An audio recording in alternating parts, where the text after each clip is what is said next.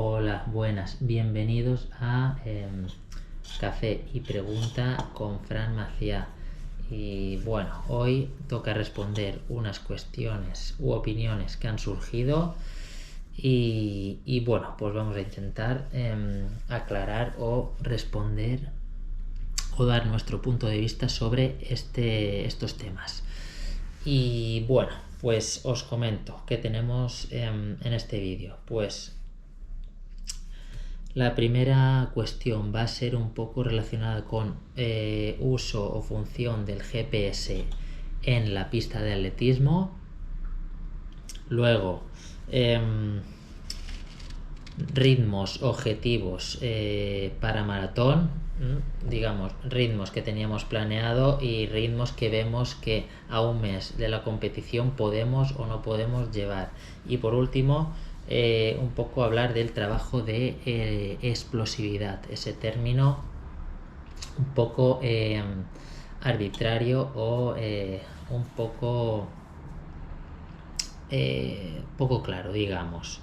Así que bueno, esas tres cosas vamos a hablar un poco. Y bueno, pues empezamos con una pregunta, o más bien un tema que yo ya llevo muchos años tratándolo con deportistas o corredores, y que bueno, pues un corredor que conozco ya veterano pues me dijo el otro día que había surgido este tema en un entrenamiento con compañeros en la pista, y bueno, y que un poco comentara qué opino sobre esto. Y bueno, pues tenemos vamos a ver cómo empezamos. El tema es que el uso del GPS y los entrenamientos en pista de atletismo. Y bueno, pues a ver, partimos de que el GPS, ¿vale? El sistema de posicionamiento global, como su nombre indica, nos da información de dónde estamos, en qué punto estamos de un lugar, y digamos que la función en los relojes de, en este caso, corredores, pues la función principal del GPS es darnos información sobre ritmo y distancia, o sea, velocidad de los entrenamientos. Y bueno, pues partiendo de esta función, bueno, pues es una función muy útil en pues, espacios abiertos, carreteras, circuitos donde no tenemos una medición de distancia clara, y bueno, pues esa utilidad es bastante importante. ¿Qué pasa en la pista? Pues que en la pista de atletismo, una pista normal de 400 metros de cuerda, pues evidentemente lo tenemos todo medido, todas las distancias, ya sean de 200, de 100, de 400, de 1000, de 1500, está todo medido. Así que partiendo de ahí, el uso del GPS ya deja de ser, digamos, importante, porque ya sabemos dónde estamos en la pista de atletismo y ya tenemos las distancias medidas exactas y homologadas. Y bueno, pues es evidente, yo sé y muchos sabréis que el GPS en muchos sitios pues falla, a no ser que estés corriendo en línea recta, sin árboles, sin edificios, que ahí es casi 100% preciso. Pero cuando te metes pues en ciudad, con árboles, con edificios altos, das giros, muchas curvas, cambios de ritmo, pues ahí el GPS ya falla bastante, aunque las últimas actualizaciones de, pues por ejemplo, Garmin intentan solucionar ese, digamos, margen de error. Y bueno, pues volviendo al tema de la pista. Yo soy un corredor clásico de hace muchos años, que entrenábamos con el clásico Casio, cronómetro y poco más. Por lo tanto, yo en la pista simplemente utilizaría el cronómetro, la referencia de tiempo, porque ahí ya tenemos las distancias. Y bueno, en pista sobre todo se trabaja por tiempos, por cronos y no por ritmos, que también, pero principalmente con cronos. Pues hacemos 10 series de 400 en 70 segundos, 6 series de 1000 en 3 minutos, ¿vale? Cosas así. Se trabaja más de esa forma que no hacer series de 400 a 320, ¿vale? Entonces ahí lo importante y lo esencial va a ser un cronómetro y ya está, ¿vale? Entonces el tema surge al utilizar estos GPS de forma normal, un GPS normal en la pista. ¿Y qué pasa? A corredores un poco, digamos, pues que hace poco tiempo que están corriendo o que han empezado a correr y siempre han estado un poco, digamos, como diría yo, condenados al uso del GPS, y digamos que no se pueden independizar de ese sistema. ¿Qué pasa? Pues que cuando le sacas el trabajo por ritmos, por GPS, pues un poco se pierden y pierden las referencias.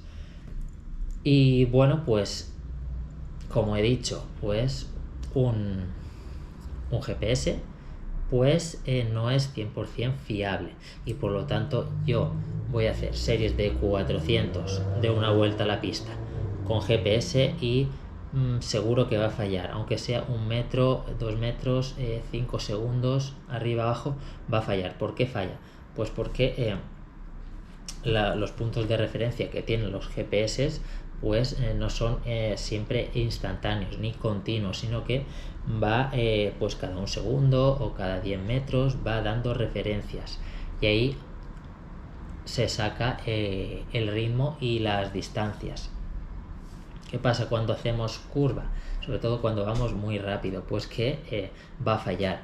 Y pues surgió este tema que me comentó de que habían corredores pues que trabajando de esta manera con GPS por ritmos en la pista, pues si tenían que hacer series de 500, pues hacían de más o hacían de menos según les marcaba el GPS. Y bueno, pues en una pista, ya os digo, está homologada y hay que fiarse de las marcas de la pista y no por lo que te diga esto, que si coincide, perfecto, pero con un cronómetro y con la marca de la pista es suficiente y es lo más fiable, ¿no? El GPS.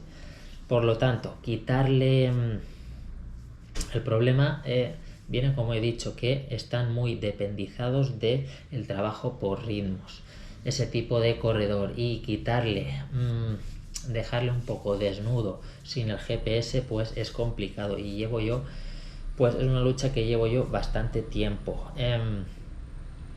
Por lo tanto, pues hay que hacer un trabajo un poco de concienciación, y bueno, ese es un poco el objetivo del vídeo, que cuando vayamos a la pista nos olvidemos de los ritmos del GPS, simplemente nos centremos en los tiempos de paso, en los tiempos por marcas, y que ahí tenemos las referencias, y que bueno, y que esto simplemente es una guía que nos puede guiar un poco, pero que lo importante va a ser el tiempo y la distancia de la pista. Y bueno, pues ya digo, ahí hay que volver un poco a el corredor, ese corredor clásico de antes, que pues corríamos con un Casio y teníamos nuestras marcas en nuestros circuitos, ahí teníamos nuestras referencias y eran las que valían, y bueno, y un poco hacer que ese tipo de corredor vuelva a esa, digamos, época, sobre todo en este tipo de entrenamientos. Luego, cuando pues salimos o nos vamos de viaje o a algún sitio que no conocemos, pues es muy útil el GPS y trabajar con ello, porque pues tenemos ahí las referencias. Si tenemos un entrenamiento de 10 series de 1000, pues sabemos que podemos medir en un circuito esa serie y hacer los entrenamientos, pero cuando tenemos una pista no es necesario, y es más útil guiarse por el crono, por el tiempo y el espacio de la pista, de las marcas, que por estas tecnologías. Así que bueno, esa es un poco esta pregunta. Y luego, que queremos entrenar o somos ese corredor que no nos podemos sacar el GPS, pues hoy día ya Garmin, en este caso Suunto, supongo que también Polar, Coros y todos los tope gama de GPS para corredores, pues ya tienen su función de pista de atletismo, que simplemente es tiene vale, aquí tenemos, vale, por ejemplo el Suunto, pues tenemos la función aquí, vale, función atletismo, vale, y aquí podríamos darle, esta es una función que Garmin también tiene, que creo que se llama track, y bueno, pues que aquí tiene un poco, hay varias opciones, vale, que son, a ver, que lo testé, no lo he utilizado nunca, pero bueno, aquí tenemos bueno, nos da el tiempo por vuelta, el ritmo por vuelta y luego pulsaciones, pero bueno, habría que configurarlo un poco. Y bueno, básicamente que los GPS de hoy en día ya tienen la función pista, que una vez configurada y puesta en marcha, pues simplemente es que el GPS detecta tu punto de salida, ¿vale?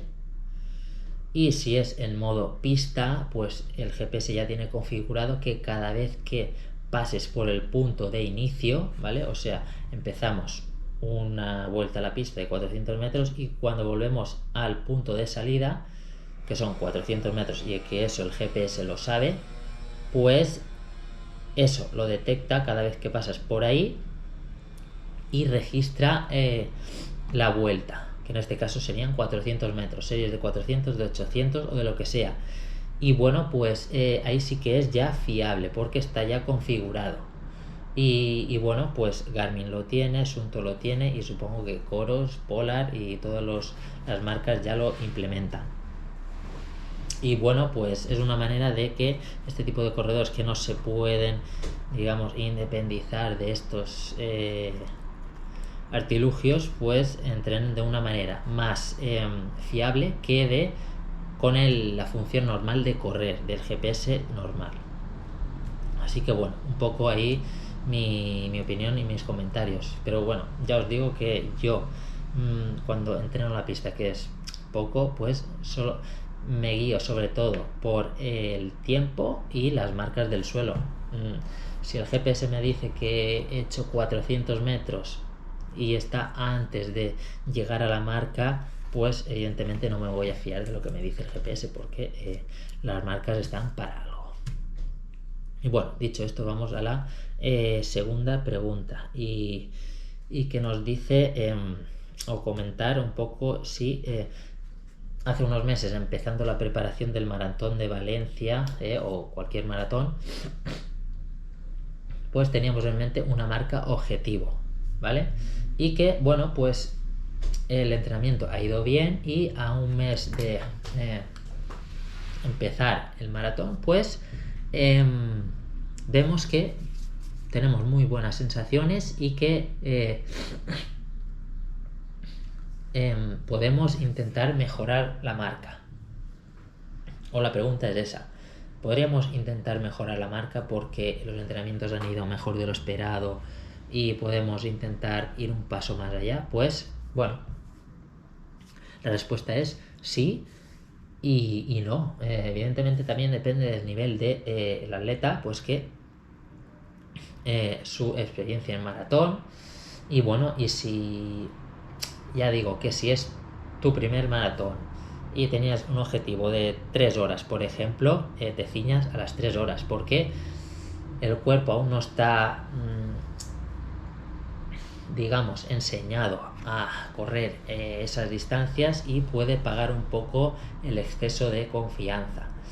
Y bueno, yo ahí me ceñiría más, iría más conservador. Si ya tienes bastante experiencia en carreras, medias maratones, y has corrido algún maratón, como yo, 3 llevo, pues ya te puedes... Una cosa importante es comparar las referencias que te dan los entrenamientos últimos de estas semanas con entrenamientos anteriores de otras maratones y compararlos. Y si, evidentemente, los entrenamientos de ahora son bastante mejores, pues ya sabes que vas por el buen camino y intentaríamos ir a por un objetivo más ambicioso, pero bueno, ya digo que el maratón hay que tenerle mucho respeto y que, bueno, a no ser que las sensaciones sean súper buenas, que veas y seas un corredor muy experimentado y que lo sepas, que llegas en mucho mejor nivel del que tenías previsto, por eso, por entrenamientos, por los datos que nos dan, por las sensaciones, pues yo lo intentaría. Ahora, si no tienes mucha experiencia, si sí, estás entrenando bien, pero quizás no lo tengas claro, pues yo en principio saldría al ritmo que tenía estipulado de un principio y luego ya, según cómo vea la carrera, a partir de la media maratón, del 25, del 30, pues ya pensaría en ir un poco más y ya viendo según la marcha. Pero aventurarse a intentar mejorar demasiado o digamos arriesgarse un poco a ir de más, pues puede ser peligroso y te puede salir el tiro por la culata. Entonces eso ya es muy personal y, como digo, depende mucho de experiencia, del tipo de entrenamiento y de qué tipo de corredor o corredora seas. Y bueno, pues en principio, si fuera yo, ¿vale? Imaginaros que tengo un objetivo de 2 horas 30, ¿vale? O bajar de mi marca 2 horas 27:58. Sí, bueno, si mi objetivo era hacer 2:26, 2:27, pues si veo que los entrenamientos van mucho mejor que las anteriores preparaciones a estas alturas, pues evidentemente intentaría bajar esa marca. Porque bueno, pues soy un corredor muy experimentado, ya sé de qué va esto y sé que puedo conseguirlo y que por comparar datos y por sensaciones, pues es muy factible que pueda suceder. Pero bueno, como os digo, es un caso muy personal. A ver cuánto tiempo nos queda. Vale.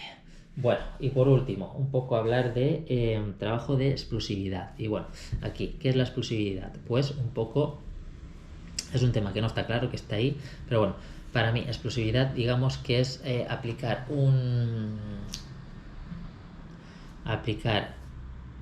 ¿cómo lo diría? Un movimiento, un impulso, desplazarse a muy rápida velocidad, ¿vale? O sea, al final estamos trabajando un poco esa frecuencia de impulso o esa velocidad de ejecución de algún movimiento. Y bueno, y primero, ¿cómo se trabaja? Pues explosividad, en este caso en corredores de fondo, pues digamos que trabajamos a base del ciclo estiramiento-cortamiento, impulsos nerviosos del músculo al cerebro, sistema neuromuscular, luego el trabajo de las fibras rápidas, ¿vale? Un poco va encaminado en ese sentido. ¿Cómo trabajarlo? Pues comentan aquí trabajo de escaleras, de cuestas, gimnasio, series en llano. Bueno, ahí depende un poco de la explosividad que sea específica al gesto que vamos a ejecutar. Si es un maratón, si es un 10K, carreras de montaña, kilómetros verticales, así que depende mucho del corredor también, de la edad, de la experiencia, de su, digamos, capacidad de hacer movimientos rápidos, o que sea un corredor más, como siempre se dice, diésel o de gasoil o de gasolina. Pues ahí hay un poco que trabajar eso, pero la explosividad va a depender de la especificidad del gesto, ¿vale? Así que no se trabajará igual la explosividad en carreras de montaña que en un maratón o que en 10K. Y bueno, pues aquí un poco hay que tener en cuenta cómo trabajarlo, pues teniendo en cuenta esto y al deportista, pues escaleras, cuestas, gimnasio, series en llano, pues mi recomendación es que la explosividad en carrera hay que llevar cuidado, ¿vale? Eso de hacer series o salidas muy rápidas de 50 metros, de 100 metros, de cuestas cortas, pues hay que llevar cuidado, porque creo que los beneficios son mucho menores que los riesgos que nos puede llevar a lesión, a mucha sobrecarga y a, bueno, posibles lesiones musculares. Entonces, ¿cómo trabajarlo? Pues un poco más controlado. ¿Cómo se puede hacer en gimnasio? Movimientos con pesos muy controlados, pero a una alta velocidad, con pesos, digamos, bajos, medios. Y bueno, luego trabajos pliométricos de multisaltos con, pues, trabajo de la explosividad de los pies, un poco de los cuádriceps, pues trabajos pliométricos de saltitos, de saltos hacia adelante, pero siempre todo controlado. Eso es trabajo de explosividad. Y bueno, y luego pues los multisaltos, ya quizás para corredores más experimentados o para corredores más jóvenes, multisaltos del tipo de saltos de valla o cosas así. Pero ya os digo que trabajo de explosividad en carrera hay que llevar cuidado, porque primero tienes que tener una buena técnica, una buena coordinación neuromuscular y coordinación de movimientos. Y si no tienes eso, puede llevar a bastante riesgo de lesión. Así que bueno, cuidado. Y bueno, esto es como todo. Hay que tener... No puedo dar recomendaciones exactas para público general, sino que hay que ver el deportista, el deporte, la especialidad y su experiencia o objetivo que tenga, y si se puede mejorar o no, o si ya de por sí es buena o mala. Y bueno, pues como digo, lo importante es que acudáis a una persona especialista en ello, que os guíe y que os vea, y que esa será la mejor manera de que podáis trabajar esto y cualquier otra cosa de la forma más adecuada y eficiente posible. Así que bueno, lo dejamos aquí, creo que ha sido bastante largo. Y bueno, y espero haber resuelto algunas dudas y haber un poco aclarado estos temas. Vale, nos vemos ya en el siguiente café. Hasta luego.